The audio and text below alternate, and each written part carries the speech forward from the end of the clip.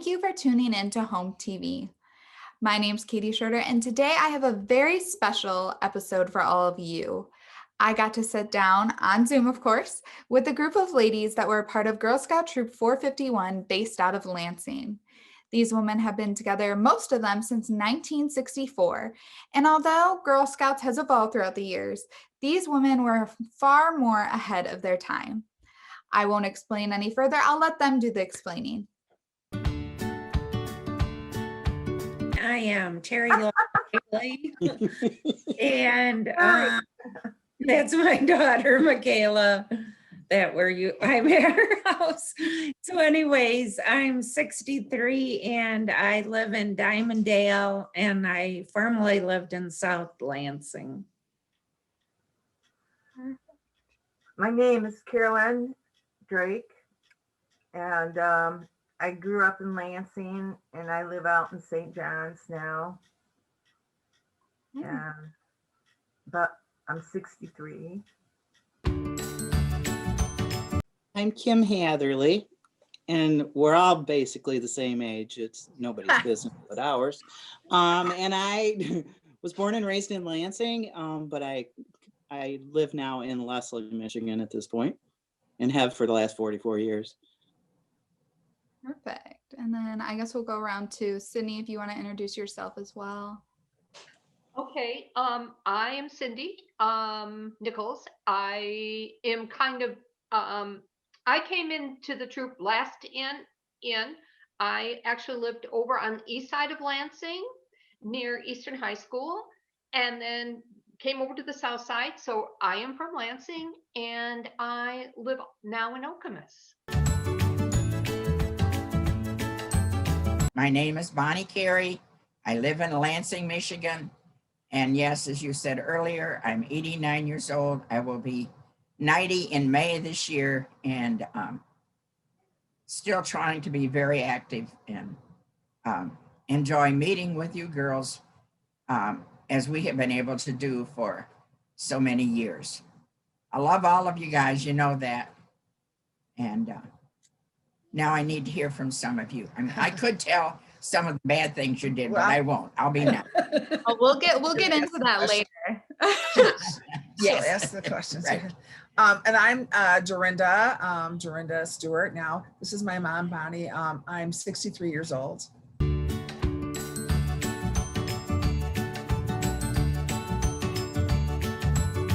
I became a helper with Scouts when my daughter joined Scouts. She was like 6 or 7. That's what most of you girls were at that age.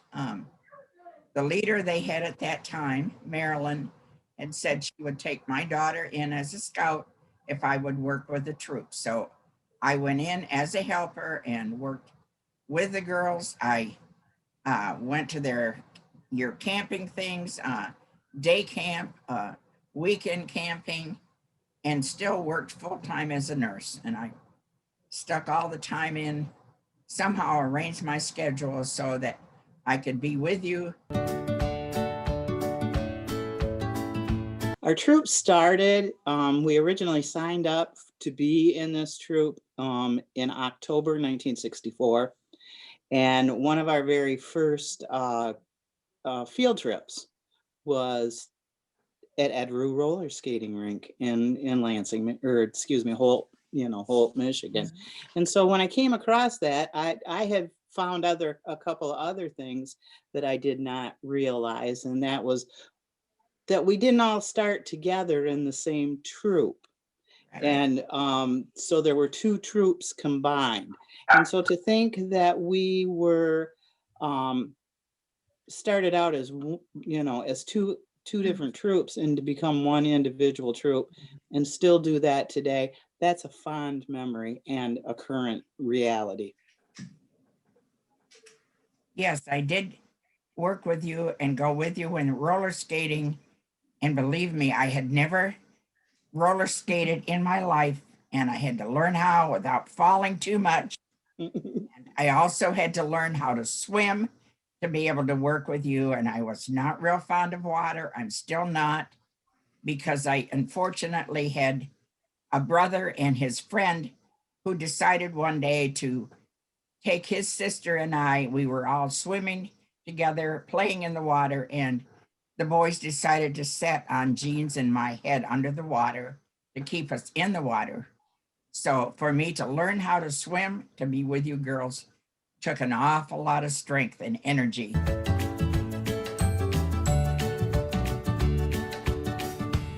I remember one year for a fundraiser, we decided to have an auction. I'm thinking we had the auction at the mall or something. Celebrity.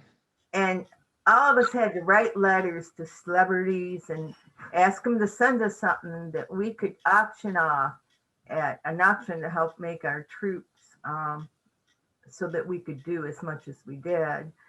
And I wrote to all the congressmen and senators and stuff, and I got so much stuff sent back to me. And then I had one representative that wanted to meet me personally. So I went downtown and met him personally and got his autograph and stuff. But that was really cool because people did send us things, and we had a huge auction, and it was a lot of fun, and it was a good fun maker. Yes, you did.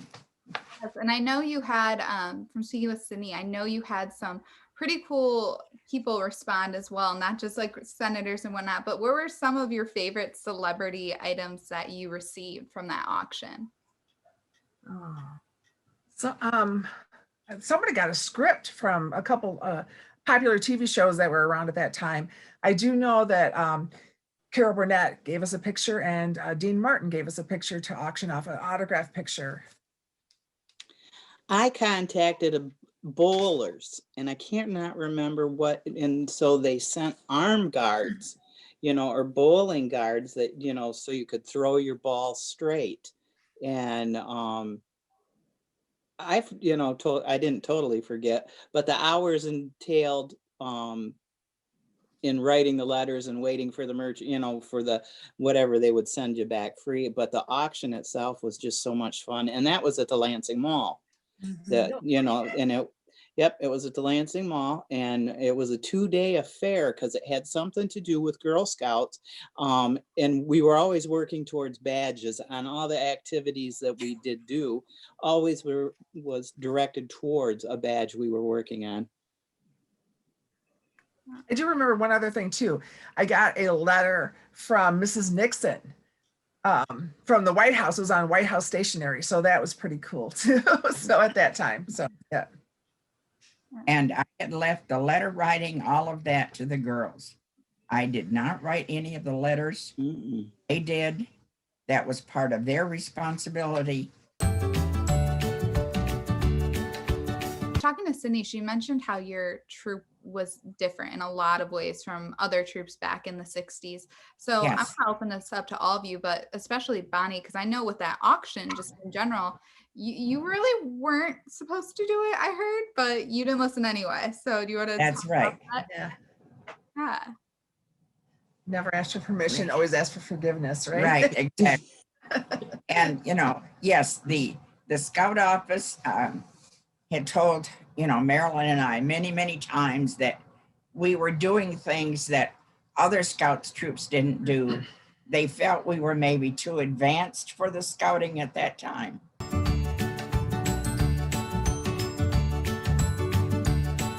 I mean, that's what girls got married. They graduated, they got married and had babies. There wasn't a step of college that in our generation. That was something new that women were fighting for.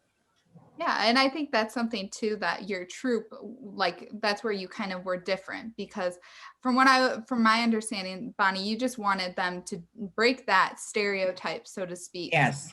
What kind of were some of those things that you wanted to fight for to make the women different and independent for a time that maybe they weren't so much labeled as that? I just wanted them to learn to be strong, to be able to think for themselves, and not necessarily to define, not follow their parents, but so many of the parents back then were, as I said, times were hard. I grew up in the Depression, and I was born and raised on a small farm out in the middle of nowhere, and I just wanted to teach the girls that there were other things out there, that your life did not consist of growing up and going out and having to get married. I mean, I don't mean on purpose, but that was a thing that the families looked for back then.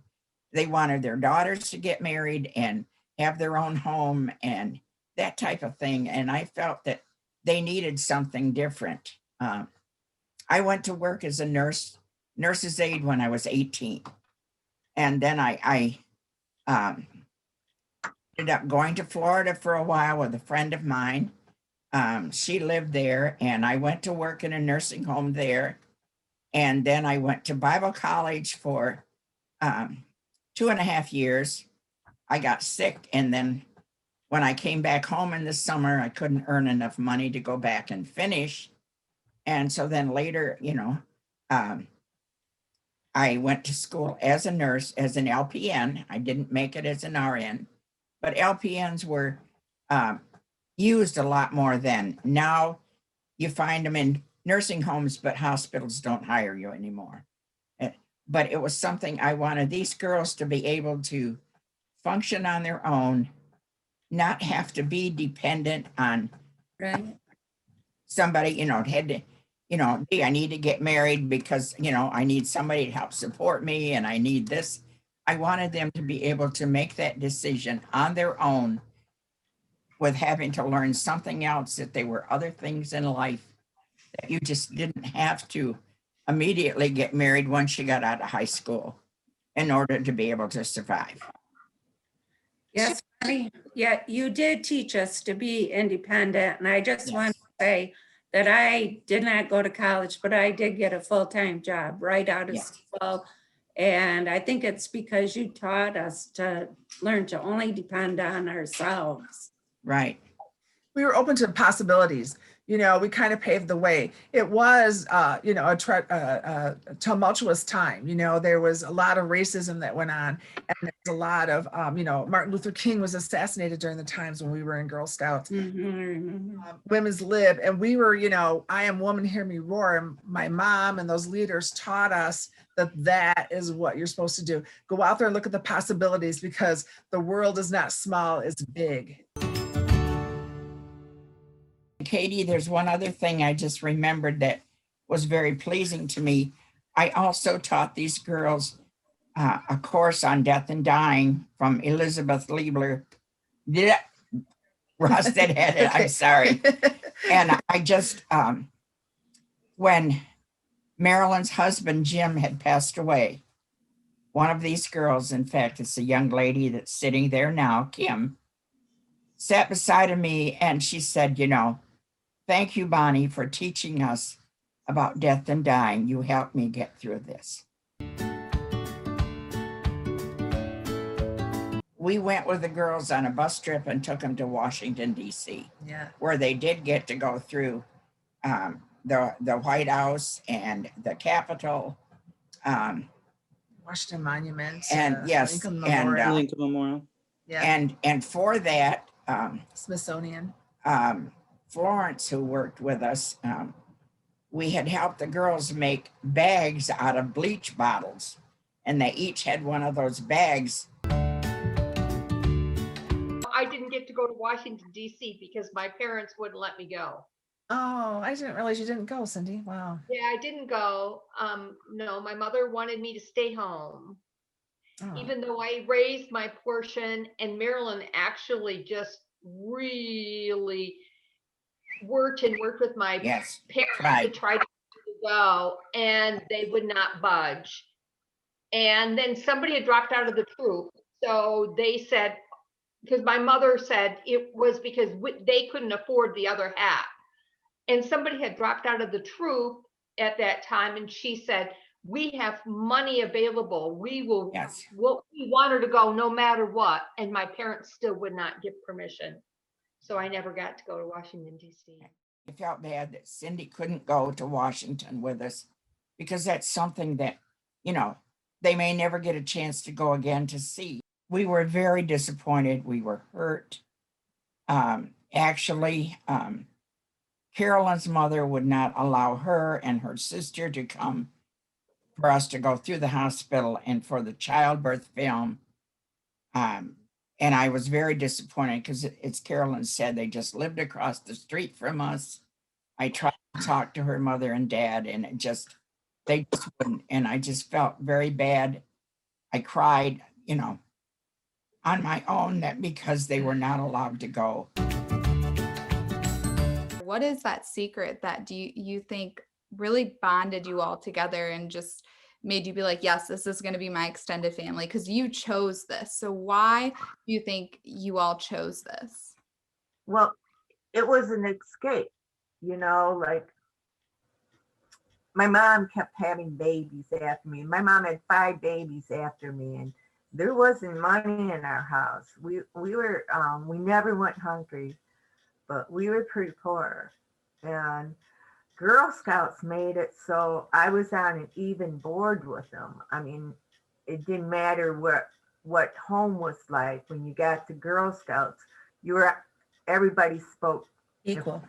If we didn't speak right to each other, we got a talking to. But I mean, I would have never traveled. I would have never seen half the things I saw because, my mom was always having babies, and I had all this responsibility as being one of the older girls to take care of the house. And it was an out. It was an out that I felt like I was a group up. And I'd like to say that I think that, I lost my mom when I was 14. And so I'd like to thank all the parents of the troop for always including me. And I think they had a lot to do with, we were just like one family. We were at Scouts where you could put things to the side. And I think that, if I wasn't in Girl Scouts, that I would have probably took a different way. That wasn't good. I will be very honest. I had been molested as a child. Girl Scouts was my saving grace because it was a place I could go and be safe. What that did and how that impacted me as an adult is that I openly would talk to children about it and make sure they knew where they could go, who they could go to, and how we could, how I could do as help. But back then, anything to do with molestation or anything on that line was taboo. Nobody talked about it. And Right. So as a Girl Scout, I told before I became a Girl Scout. So I told at 5 years old. So therefore, it was already instilled in me about how important communication is with people. But just Girl Scouts reinforced that you can't let anything get in your way. You got to keep moving, no matter what. And so those are the bonds you build and the strength you draw on to overcome what has happened to you. And for that, I'm grateful. I'm very, very grateful. I have a story too, Kim. I am a big girl and I've always been a big girl, and I was bullied quite a bit back in the day, but I had these girls to help me. But I overcame because I was in the 80s. I was one of the first plus size models that they had in the 80s here in this area. And I also went into theater groups and did all kinds of things. I put myself out there, which most people who are big people are a fat girl, because I'm a fat girl. You'd crawl in, but you know what? They said they're not going to get me down. It's like, you know what? Mm-hmm. Sticks and stones, man, but I'm going to show you who I am. And so now when I walk into a room, people know I'm there.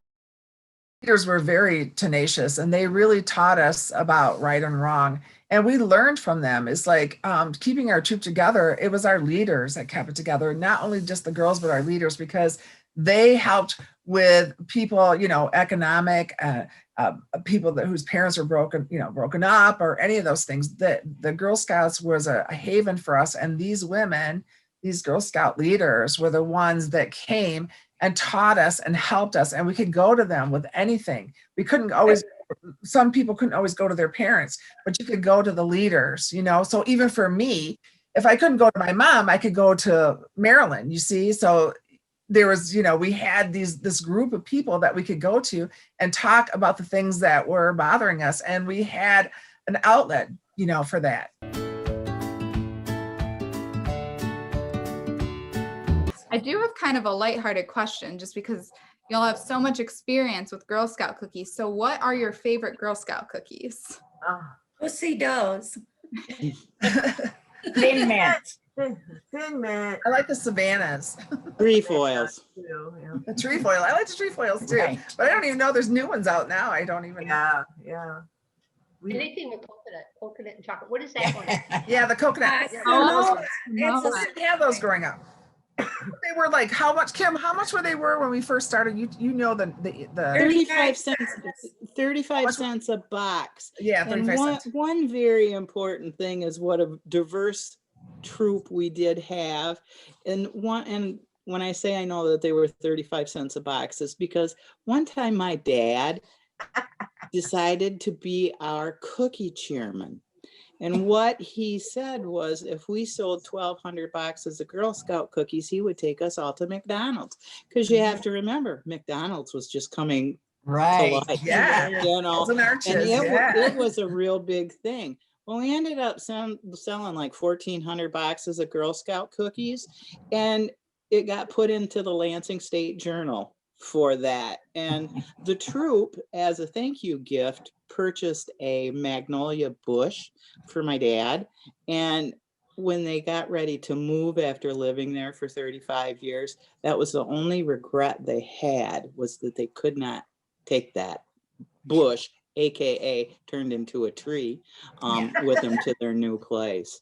Yeah. But that, you know, you think of things like that and you think, and now they're $5 a box, Yes. you know, or Yeah. $5.50. And some are 6. Something else too that was really exciting about your troop is your seniors, as you all graduated high school, you also all got the Gold Star Award. So if you want to talk a little bit about what you all did for that and how accomplished you all felt, you still feel as just being this big troop that everyone got that Gold Star Award. Well, it was called First Class Scout back in our day. So yeah, but I mean, you know, I thought it was really cool that we went from brownies all the way to seniors, you know, because it's like when you talk to a lot of people, they didn't necessarily have done that. Oh no. Girls that had dropped out, and you're like, wow, you know. So that was a big accomplishment. You know, I'm proud to be a Girl For Scout. me, I have to tell you, it was a letdown because when I put on my job resumes and stuff, it didn't matter, you know, 'cause it was the Boy Scout Award that mattered in life. And back in my days, that just wasn't even recognized you know, for getting a job or anything. It wasn't even recognized that I achieved that. Well, So I was disappointed. I used being a Girl Scout leader on my to go work at the school, and that's how I think I got the job, because they said I was used to working with kids because I had no experience working in the school. So it actually did get me a job. I almost got on Biggest Loser because I told them that I met with you guys. So I got to the second interview at Biggest Loser. I almost got on that show, but I blew it in the second round. But I said I was a Girl Scout, and we still met every couple months, you know, and I was in my 50s when that happened. So I said I was a Girl Scout. Yeah, the whole Girl Scout Award just wasn't equivalent as what the Boy Scouts had. Right. You know, when the Eagle Scout for Boy Scouts, they always got press. They always got recognition in the community. Nothing ever happened with the Girl Scouts. Nobody even knew, and they didn't understand that we worked just as hard. It's very disciplined to get that. We worked just as hard as any Boy Scout, but we never got any recognition. And Marilyn sent in our pictures and a long article, and they would not print it. Also, Girl Scouts just got to carry the flag in parades, like just in the last 10 or 20 years. And the boys still get the, oh, we're gonna get them for that.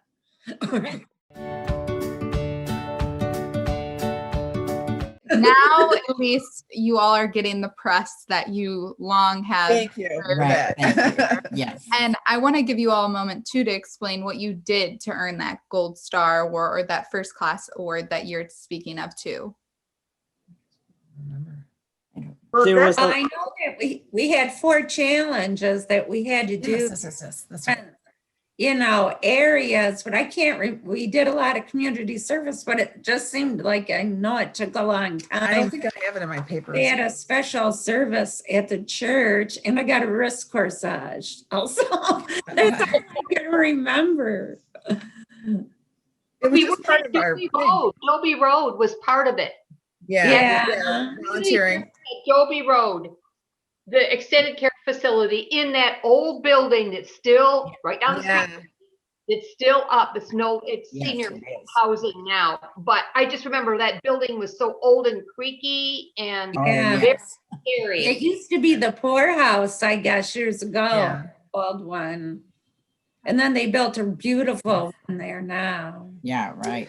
Well, I guess our Girl Scout leaders are the ones that help us get to that first class because I don't Yeah. know exactly, but we were pushed to do what we were supposed to do and to be the first class scout. There was no doubt in our leaders' minds that that's what we were going to do. So. Oh, did we forget? We made uniforms. Remember blue? I remember light blue and dark blue. We made uniforms so that we would look apart from the employees. So how many of you are Girl Scouts or Cub or Boy Scout leaders or have been leaders? Both. I am a lifetime member of the Girl Scouts, card carrying lifetime member. I have 2 daughters that are both Girl Scout leaders. And so it's multi-generational now at this point. And I also was a Cub Scout leader and a Boy Scout leader. I had 2 daughters and I was the leader for both daughters and I was the leader for my granddaughter also. But I had no boys. I was a leader in Hazlitt for both daughters, or Hazlitt, yes, in Hazlitt for my daughters. So, and then a leader before, I helped with several other troops in Lansing before I was married. Mhm. And I was also a Boy Scout worker for when my son became a Boy Scout. And then I continued being a Girl Scout. I was a leader for my granddaughter. So about a year ago, up until a year ago, what were you all doing to continue to keep the troop together? And I guess you can touch also about what you've been doing to communicate during COVID. Well, we were going to take my mom on a trip to see the Ark. She really wanted to go. That was our plans to do that. So we usually try to plan some little trip thing that, people can go on. And it's not every year, but it's like, every couple of years or whatever, we try to plan something. Well, of course, with COVID, it didn't work. So her 90th birthday, fingers crossed, we're going to take her to the Ark in Kentucky. So. For our 50th birthdays, Yeah, the Yes. 50th. we got together and did a weekend at one of our Girl Scout leaders' cabins, whose daughter now, she has passed, but her daughter had the cabin. And so for our 50th birthdays, the Mackinac Bridge was turning 50. Yeah. And yeah. so Yes. Bonnie got us all t-shirts that, we were 50 that year. And so we went back and went to the places we did as a child when we went and would stay with our Girl Scout leader at her cabin. And I turned 50 and drove across the Mackinac Bridge that was 50 years old for the very first time. We're all just a phone call away. I mean, there's not one person here that I can't pick up the phone and call and talk directly and talk to them about anything. So we're all in the same here, you know, we're all a phone call away. So It's family. it's family. Yep. Family. Yes, I still consider the girls my family. Unfortunately, the leaders that I worked with, they're gone. I can't call them.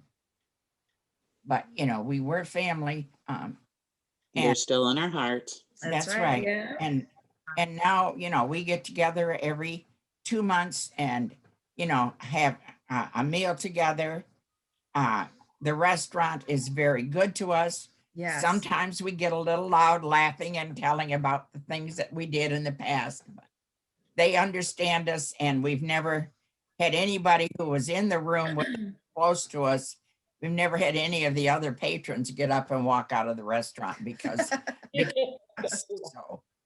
Yeah, that's Delhi Cafe and Holt. We should put a That's what I was just gonna say. yeah, Plug the the Delhi Delhi Cafe, Cafe and and Holt. Holt. You know, so hopefully Yeah. after this pandemic, they're still around. We want, you know, it's a family business, and you know, they treat us very well there. Yeah. So And they know our orders. they know That's our how long orders we've is been right. going there. They do. that it's Yes, They like, do. okay, are you gonna- One thing I remember about our leader, Marilyn, was that she told us that as children, as young girls in the program, community service was a very big part of Girl Scouting.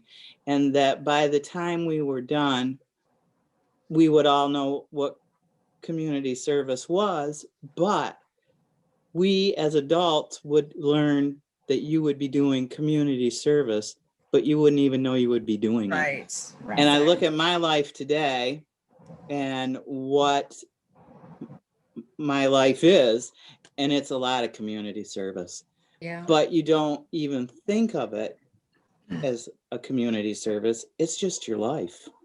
Yeah. Yeah, she said you had to do a good turn daily, and it didn't matter if you didn't feel good or Right. already did one. And then I remember the day that she passed, I said, Mm. just for that, I'm not going to do my good deed today. And then I'm like, I already did it. It was 8 o'clock in the morning. Right. Oh, Marilyn. I would like to say, Katie, to, you know, if other people listen to this, is I would encourage women to become leaders. The girls need it. Girls, you need this. It gives you an adventure. It gives you things that you would never, ever learn on your own, and learn how to be friends, to have friends that last for Yep. Yeah. Yeah. So very true.